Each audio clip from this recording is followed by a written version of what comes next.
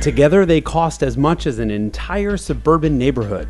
But can any of these carbon fiber supercars beat the Bugatti Veyron? On this week's very special edition of Head to Head, we head to the runway to find out.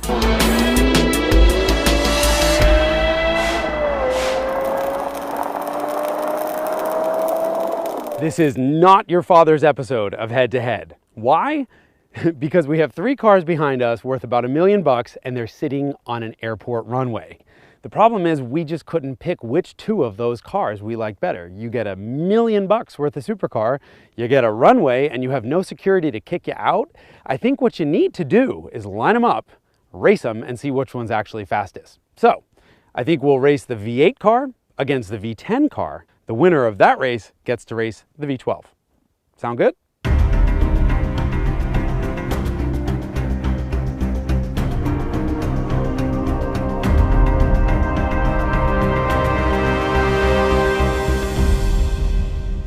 In the silver corner, we have the McLaren MP412C. Weird name, wickedly fast car. 3.8 liter V8 with 2 turbos strapped on the back.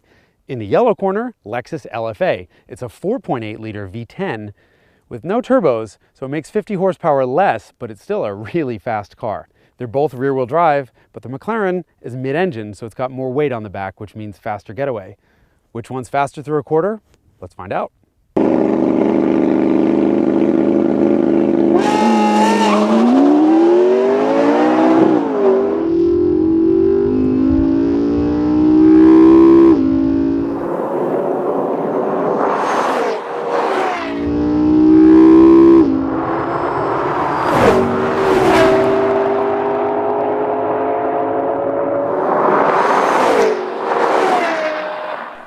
And the McLaren wins. Let's go back and take another look at that launch in slow motion. Off the line, you'll see both cars get moving with just the tiniest bit of wheel spin, but the McLaren's rear weight bias helps it jump ahead.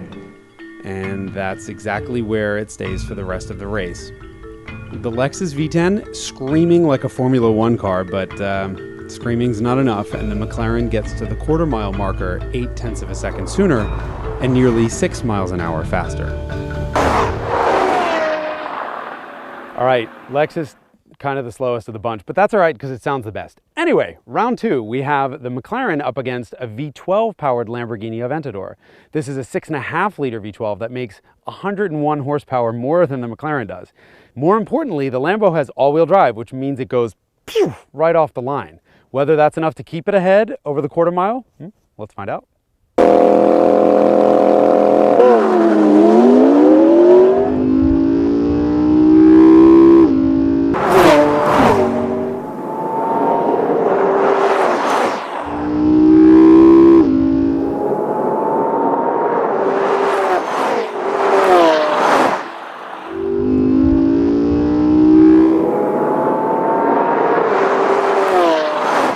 Wait, what? Over so soon? All right, let's watch it again in slow-mo. The McLaren gets a jump off the line because, well, I was driving and I cheat, but cheating is no match for four-wheel drive launch, and the Aventador's is the most violent in the entire business. Thanks to its single-clutch automated manual, the shifts are just as painful. If you ever want to make your passenger cry, you put them in a Lambo. Luckily, it's all over in just 10.6 seconds, with the Lambo coming through the quarter-mile mark at 133.9 miles an hour. But does that mean the Lamborghini Aventador is the fastest carbon fiber supercar in the world? No.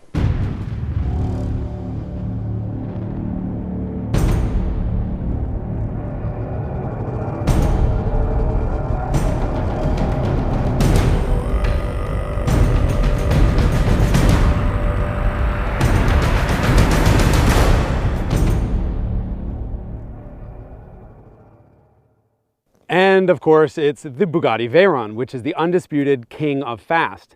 The Grand Sport right over there has 16 cylinders compared to only 12. And it has 4 turbochargers breathing air into those 16 cylinders, making 1,001 horsepower or 987 North American horsepower or 6.8 trillion somebody else's horsepower. It doesn't matter. It's really fast. And so we figured we should probably line them up to find out if the Veyron is still faster than the Lamborghini, or if the Lamborghini is faster than its evil French twin sister.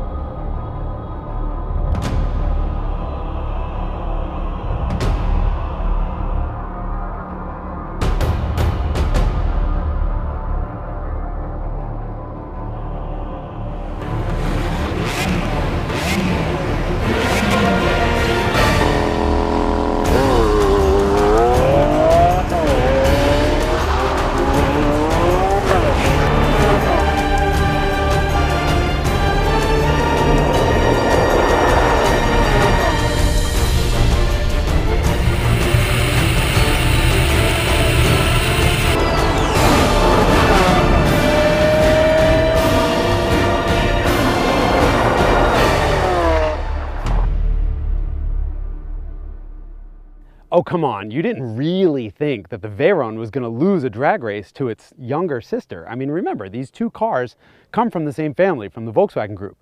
And let's be honest, what happens after the quarter-mile mark is what really counts. The Veyron keeps going to 253 miles an hour versus the Lamborghini's 217. The Bugatti is still speed king, but I think the important takeaway here is that is one fast Lamborghini.